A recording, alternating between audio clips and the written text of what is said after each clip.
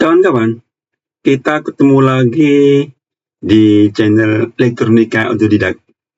Kali ini kita akan membahas cara kerja TV LED. Khususnya pada kesempatan ini kita akan membahas TV Sony LED 32 in. Kawan-kawan, pembahasan kali ini kita bagi dalam beberapa segmen. Segmennya tertera di dalam deskripsi. Bagi kawan-kawan yang sudah profesional, mungkin bisa melewatkan pada segmen ini, bisa pindah ke segmen yang lebih penting lagi. Nah, ini khusus bagi para pemula. Saya harapkan bisa dimulai dari awal hingga akhir. Kawan-kawan, cara kerja TV LED pada umumnya, kawan-kawan, blok diagram televisi secara umum ya. Nah, inilah blok diagram TV secara umum. Ini kita bagi per segmen.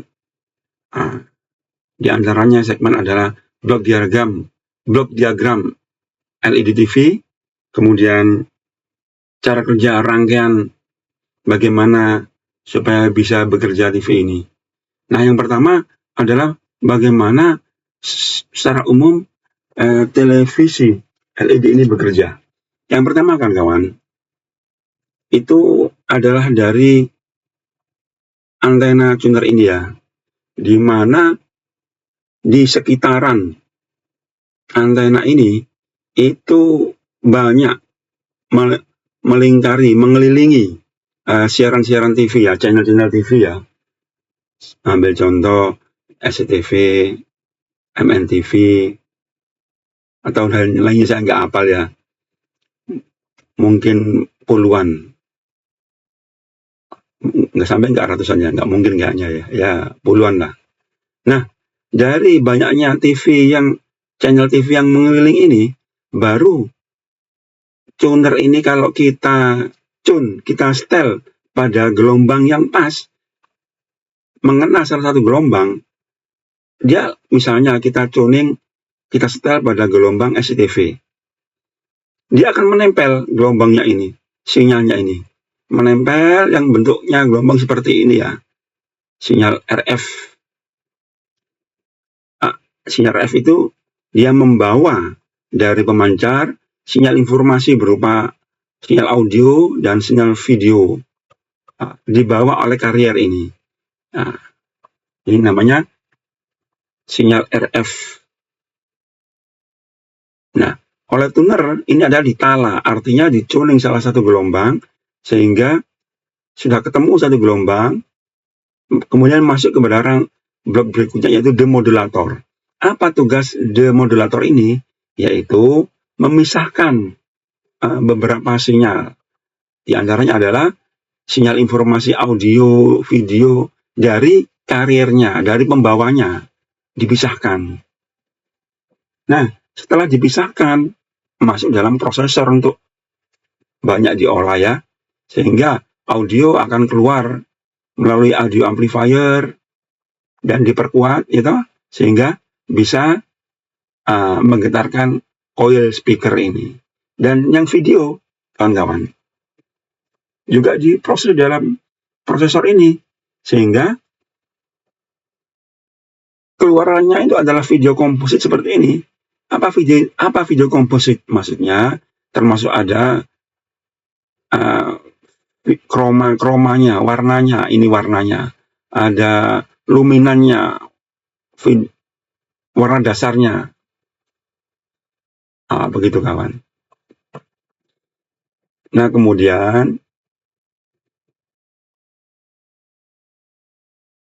ini dimasukkan ke dalam T-con, yaitu timing control, untuk disesuaikan. Karena di sini banyak informasi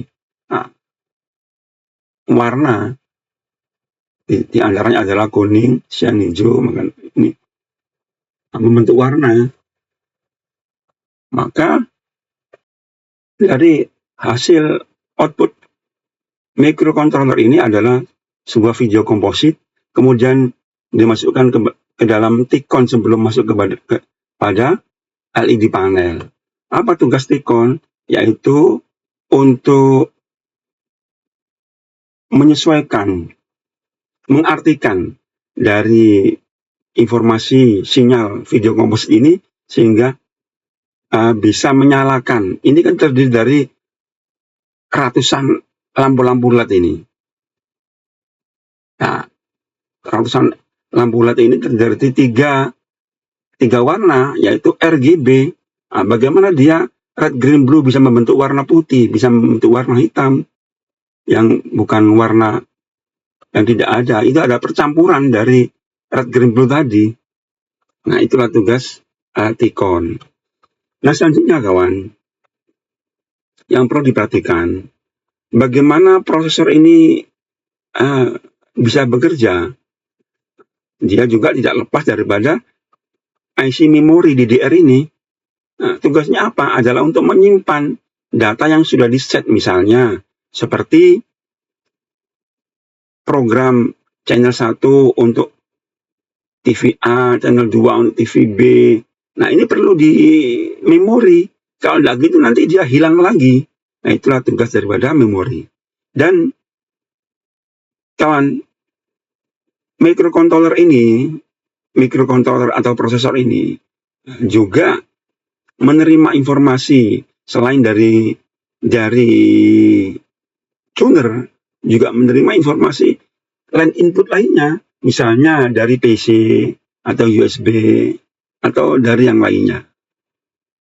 Juga dia menerima informasi untuk mengendalikan dari remote atau dari keypadnya sendiri yang ada di dalam TV tersebut. Kawan, juga tidak kalah pentingnya adalah tugas daripada power supply ini, kawan. Yaitu tugas power supply adalah merubah AC input ini bentuk AC ini 220 volt sehingga dirubah menjadi bentuk DC, di mana power supply ini akan mengeluarkan beberapa tegangan, yaitu 3,3 volt untuk mensuplai mikrokontroller ini, kemudian keluar 12 volt untuk mensuplai T-Con, audio amp, audio amplifier, juga tuner dan lainnya. Ini spesifik untuk TV Sony, kawan ya. Apa yang kita bahas ini adalah TV Sony. Termasuk 24 ini, 12 volt, yaitu untuk inverter backlight. Begitu kawan, cara kerja daripada blok diagram LED TV. Nah, untuk lebih jelasnya, kawan, cara kerja selain tadi sinyalnya seperti yang kita terangkan tadi, bagaimana cara kerja TV ini bisa hidup? Nah, seperti ini kawan. Nah, ini kawan-kawan teknisi, sebelum kita mengadakan perbaikan, kita harus menganalisa dulu, harus hafal dulu bagian-bagian mana supaya kita dalam rangka mendiagnosa kerusakan ini tidak salah, tidak keliru. Nah, seperti kita ketahui kawan ya, ini adalah rangkaian power supply SMPS kawan. Ini blok rangkaian power supply SMPS. Ini adalah motherboard, mainboard bisa juga. Di dalam mainboard ini ada yang namanya, ini kita perbesar ya, ada microcontroller, ini ada tuner, ini ada line input, bisa dari PC, bisa dari VGA, bisa dari HDMI.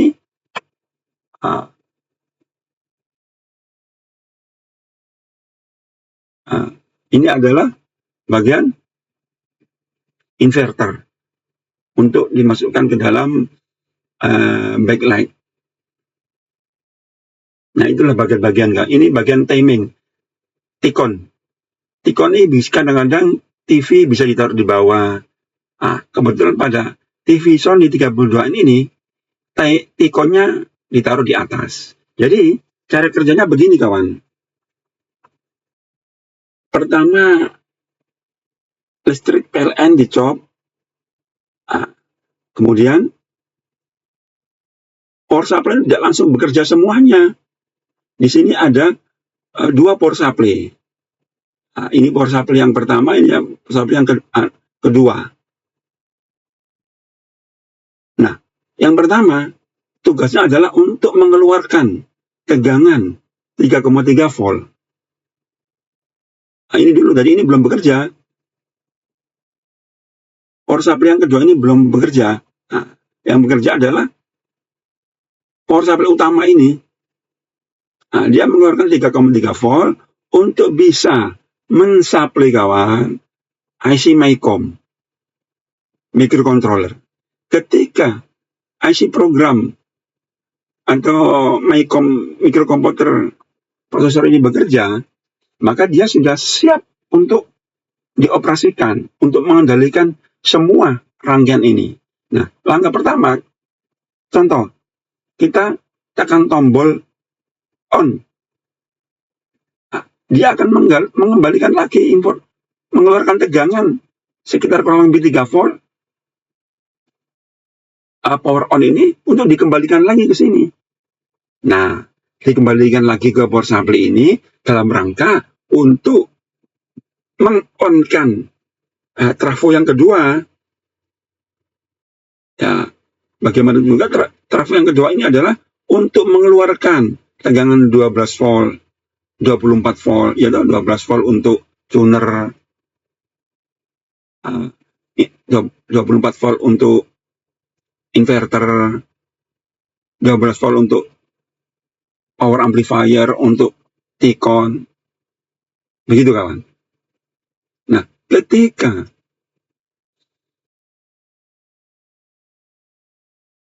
ini sudah ketika trafo yang kedua ini atau power supply yang kedua ini sudah bekerja, berarti bekerjalah semua televisi ini kawan. Nah, bagaimana cara kerja konkretnya seperti rangkaiannya? Nah, seperti ini kawan ya.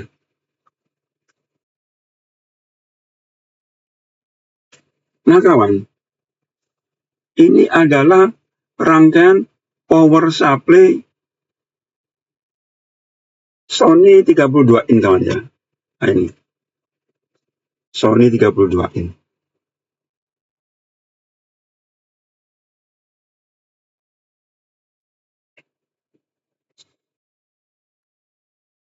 Nah, seperti yang kita terangkan dalam blok diagram tadi, ini kan dalam skematik diagramnya, bagaimana dia cara bekerja. Nah, ini harus kita paham dulu bagian-bagiannya. Nah, ini adalah input AC masuk ke sini, kawan. Masuk ke sini.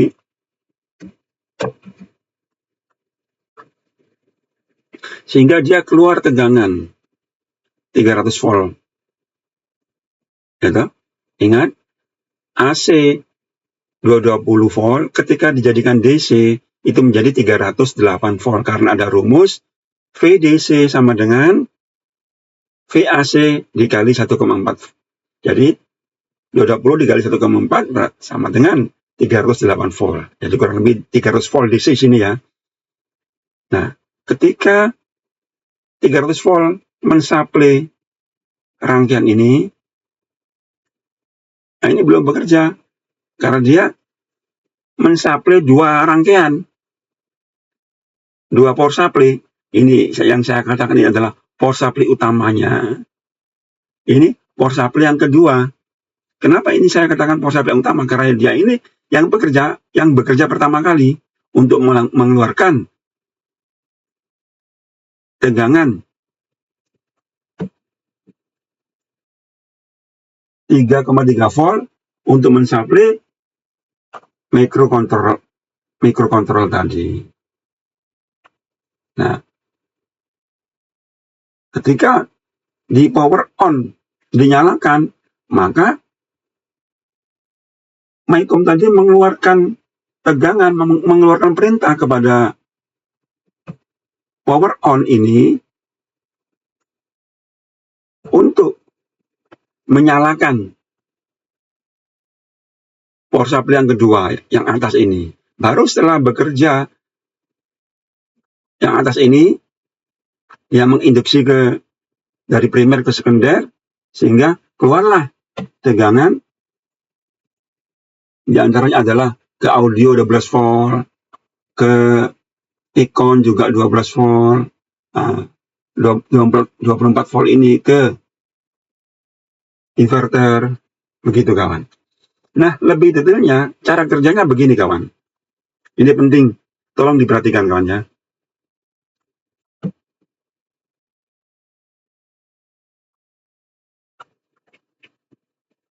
Ketika power on dari microcontroller menginstruksikan power on, dia akan memberikan tegangan 3,3 volt sama dengan tegangan ini.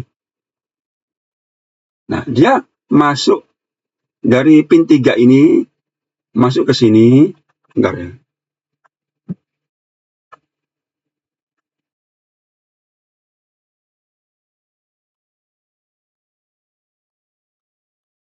Dari pin 3 ini, masuk ke sini, dia ke bawah.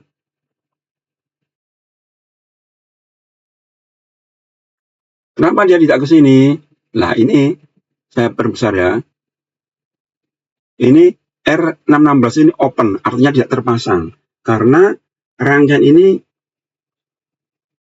kayaknya bukan dibuat untuk model ini, tapi untuk model yang lain. Maka komponennya ada yang terpasang dan ada yang tidak. Nah, kebetulan R16 ini adalah di open, tidak terpasang. Mungkin untuk model TV yang lain dia terpasang. Nah, selanjutnya kawan, setelah masuk dari sini, dia masuk ke D602. Dia masuk ke D602, berarti D602 ini dapat arus masuk, sehingga untuk mensuplai basis Q502. Dengan masuknya arus ke basis ini, nah berarti Q602 ini akan on. Karena ada arus masuk, sehingga kolektor ini akan mendekati emitor. Karena ini transistornya jenis NPN, sehingga kolektor akan mendekati ground. Contohnya, kolektor akan mendekati ground. Karena di emitor ini adalah ground. Sehingga kolektor ini drop, jatuh. Atau saya istilahkan low ya. Low, kemudian di sini akan low, jatuh. Nah ini IC PC 2001. IC PC 201, yaitu dia berupa optocoupler. Kawan-kawan, yang namanya optocoupler, seperti pada gambar seperti ini ya.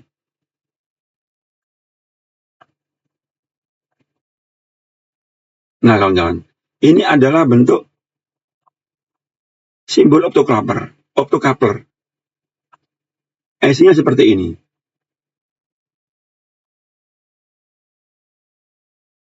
Nah, ingat kawannya, simbolnya seperti ini. Nah, termasuk di dalam rangkaian ini sebagian separuh IC pin 1 dan pin 2 ditaruh di sekunder. Nah, kemudian yang separuh dua kakinya ditaruh di primernya. Ini PC 201 ya. Berarti ini kan jatuh, ini berarti ya on. Nah, dengan on-nya diode ini, dia menginformasikan kepada PC 201. Nah, ini PC 201 kelanjutannya tadi. Di mana tadi on berarti menginstruksikan pada transistor yang ada di dalam optocoupler. Di sini ada arus masuk dari basis ke emitor. Sedangkan di sini emitor adalah ground, otomatis karena ini transistornya jenis NPN, maka kolektor akan mendekati emitor. Karena di sini ground berarti kolektor ini mendekati ground. Jatuh ya, low, saya katakan low ya. Nah, di sini juga low, jatuh, basis Q211 akan low, berarti akan on. Nah, ketika on, berhubung ini transistornya jenis PNP,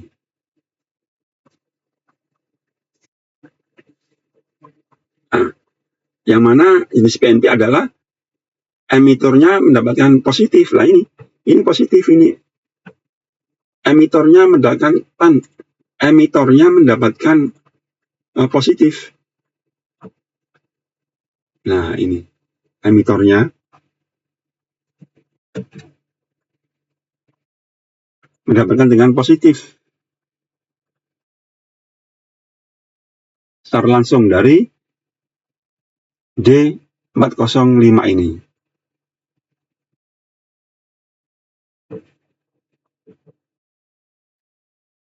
Nah, berarti antara kolektor dan emitor ini akan mendekat. Kolektor akan mendekat karena ini ada bias maju.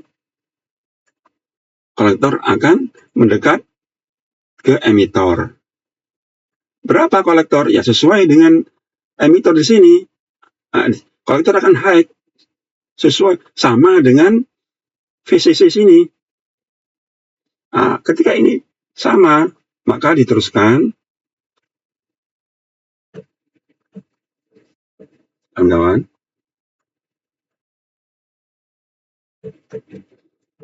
Dia akan lari ke atas, juga lari ke lurus. Nah, lari ke atas adalah untuk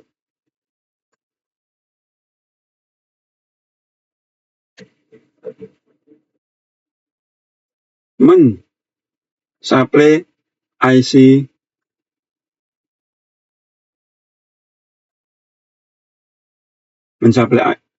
ini agar supaya IC ini bekerja. Ketika IC ini bekerja, berarti rangkaian ini akan bekerja, kawan-kawan. Rangkaian ini bekerja, tapi yang bawah ini belum bekerja. Masih rangkaian atas ini. Nah, rangkaian bawah ini bagaimana cara bekerjanya? Nah, dia akan mendapatkan supply dari sini, tegangannya lurus ke sini, kemudian jatuh ke sini, kawan-kawan. Kemudian dia ke sini,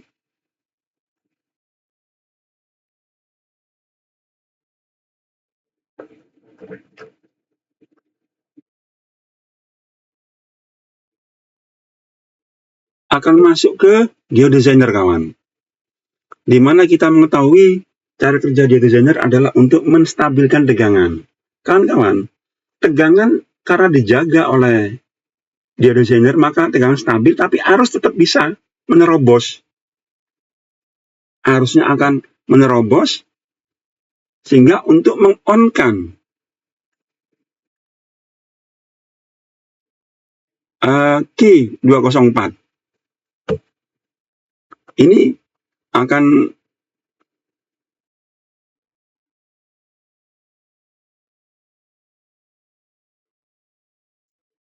Q204 basis, berarti dia mendapat bias maju, sehingga kolektor akan mendekati emitor, di mana emitor ini ground, berarti kolektor ini sama dengan ground. Nah, sehingga basis di Q03 ini akan drop, akan jatuh. Ketika Q203 ini jatuh, berarti dia ada bias maju, on. Nah, bagaimana on? Apa dampaknya? Maka kolektor akan menjadi saklar, kan? Akan menutup, akan mendekati, kolektor akan mendekati emitor. Sedangkan kita tahu, emitor ini juga mendapatkan supply secara langsung dari sini, maka kolektor ini akan sama, mendapatkan supply tegangan tadi untuk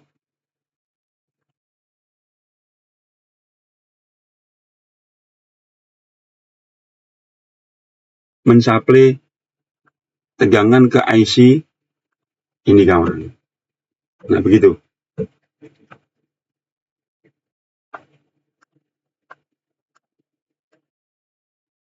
Nah, ketika IC ini sudah dikasih VCC tegangan 1, IC ini sudah dikasih tegangan, sehingga bekerjalah baik rangkaian atas dan rangkaian bawah.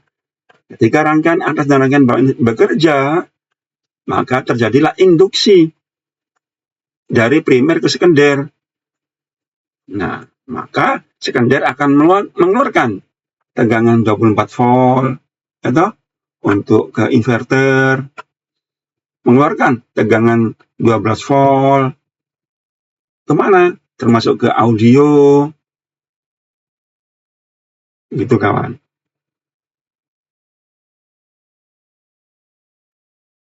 Nah, ketikon berarti semua blok diagram tadi mendapatkan satu daya, maka bekerjalah televisi ini, kawan. Begitu juga sebaliknya. Bagaimana kalau power on ini diinformasikan kepada remote? Mati. Ketika mati, power on ini, ketika mati power on ini, pin 3 ini akan 0, kawan. Ketika 0, maka dia tidak ada tegangan di sini. Maka D602 ini 0 juga anodanya. Nah, ketika 0 berarti dia diode ini off, karena dia tidak ada supply tegangan.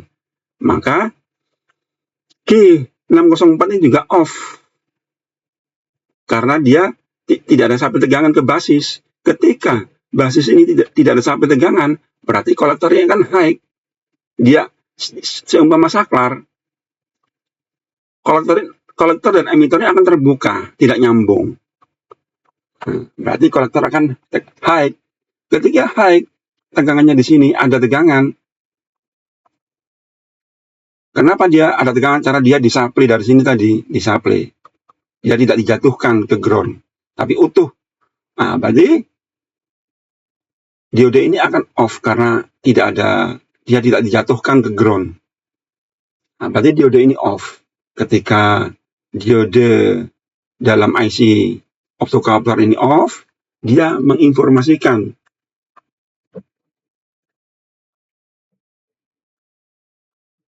kepada ini, karena ini satu bagian IC PC201 tadi, yang inputnya tadi berupa diode di rangkaian sekunder, dan inputnya ini kolektor transistornya di rangkaian primer.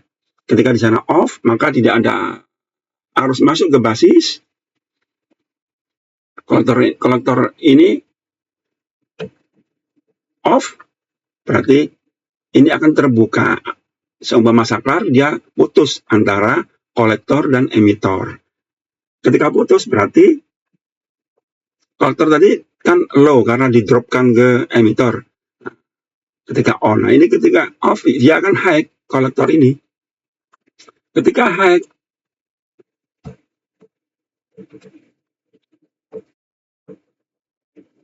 kolektor Q211 ini basisnya akan high, maka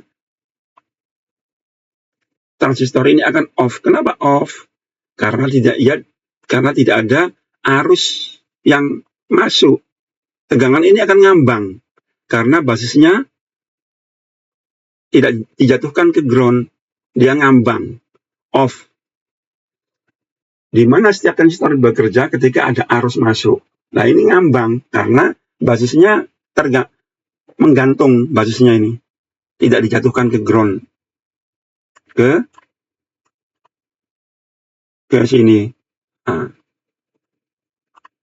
Ketika ini off berarti antara emitor dan kolektor akan terbuka. Berarti kolektor ini akan 0. Kalau dia tertutup akan nyambung ke sini, sedangkan sini adalah biru, warna biru adalah VCC langsung mendapatkan supply dari sini.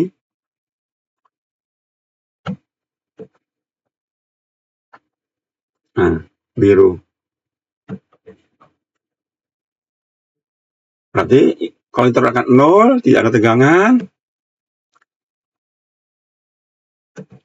Ketika 0, dia tidak bisa mensupply IC Z201 ini, sehingga rangkaian ini off. Begitu juga dengan berikutnya ini, dia 0, 0, 0. Berarti tidak ada arus yang menerobos ke diodesainer D207 ini. Karena tidak ada arus, berarti basis ini juga tidak ada arus, berarti Q204 ini akan off. Ketika Q204 ini off, kolektor ini akan bersifat terbuka, alias putus, nggak nyambung ke emitor. Sehingga berhubung ini putus, berarti di sini high kolektor ini. Nah, karena high, berarti Q203 ini akan ngambang pula karena basisnya tegangan ngambang karena tidak dijatuhkan ke ground. Berarti tidak ada arus yang lewat di Q203. Ketika tidak ada arus yang lewat, berarti kolektor dan emitor ini akan putus, akan terbuka. Ketika terbuka, berarti kolektor ini tidak dapat supply, tidak mendapatkan supply tegangan dari emitor. Karena tidak mendapatkan supply tegangan dari emitor, sehingga kolektor ini 0 volt, 0. Nah, ketika 0, dia tidak bisa mensupply IC ini sebagai VCC, sehingga off-lah IC ini. Ketika off IC ini, maka rangkaian ini akan mati, termasuk di rangkaian atas ini akan mati, karena IC ini tidak mendapatkan supply, sehingga tidak ada tegangan AC di sini. Nah, kawan-kawan, yang namanya trafo, dia bisa menginduksi dari primer ke sekunder apabila ada tegangan AC. Nah, di sini hanya tegangan DC tok. Nah, tegangan AC dari mana? Dia di sini ada pembangkit osilator. Ini IC osilator ini. Ini IC osilator, kawan-kawan. Pembangkit osilator, sehingga tidak ada AC-nya, akhirnya dia tidak bisa menginduksi ke sekunder. Nah, sehingga tegangan di sini akan 0 semua. Begitulah proses kerjanya, kawan. Ketika power on ini mendapatkan perintah dari remote off, nah, sehingga MICOM atau microcontroller tidak ada supply tegangan ke pin 3 ini, kawan. Kawan-kawan, jadi catatan tadi sudah kami rangkum di sini, kawan. Ya, ketika power on, cerita ini tadi sudah kami tulis di sini. Jadi nanti kawan-kawan bisa mendownload ini di deskripsi ya, termasuk skema ini. Bisa kawan-kawan pelajari. Nanti setelah dipelajari, kita diskusikan kembali kalau ada kesulitan. Termasuk gambar ini semua bisa di-download di link deskripsi, kawan. Kawan-kawan, demikianlah cara kerja TV LED Sony 32 in. Kurang lebihnya mohon maaf. Terima kasih telah menonton. Jangan lupa like, subscribe agar channel ini bisa terus berkembang.